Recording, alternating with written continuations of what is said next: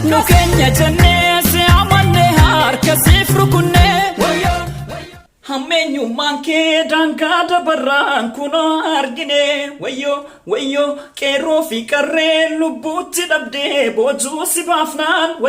Wayo hida fajecha makanu flate shoror kesuman Wayo Akkam jirtu daawwattoota keenya Angaru akkam jirta akkam bulte hin jedhina sababni isaas akkam bulte jedhu nagaan koo yaachise moobuluu koo tilaa kan nagaafachiise moobuluu koo tilaa kan nagaafachiise bulee nagaa miti nagaa maaltu jira eegal lammii dhabe nagaa maalin jira jira gugubata ani sobboleessa du'aati do'anee gachaa jira diduunsaa dhugaadha maadiddeen gaaffiidha yoom wallaale garaan kee dhugaasaa beeka keessi kee obboleessa koo lammii kee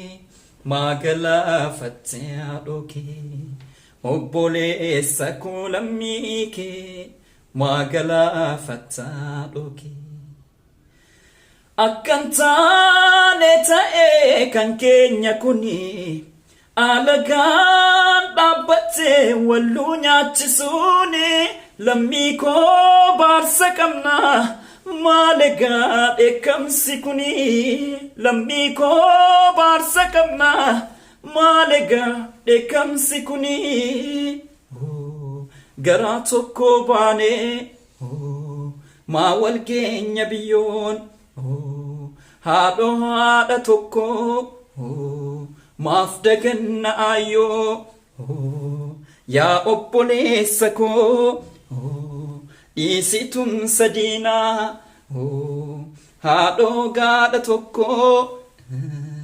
nutu fooniif dhiigaa diinni yoomu diina jedhi lammii koo walitti birmadhu diiguun kee baay'ate ka'iitii falmadhu cunqursaa jifannaa wal cunqursuu dhiifne walirratti duunaa walajjeesuu dhiifne akkam bulte jedhu nagaan koo yaachise moobuluu koo tilaa kan nagaafachiise moobuluu koo tilaa kan nagaafachiise bulee nagaa miti nagaa maaltu jira eegal lammii dhabe nagaa maalan jira jira gugubata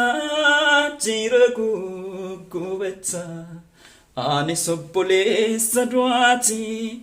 do'anee gachaa jira diduunsaa dhugaadha maadiddeen gaaffiidha yoom wallaale garaan kee dhugaasaa beeka keessi kee obboleessa koo lammii kee maagalaafate haadhoo kee obboleessa koo lammii kee maagalaafate haadhoo kee akkan taane ta'ee kan keenya kuni alagaan dhaabbattee walluu nyaachisuuni lammii koo baarsa qabna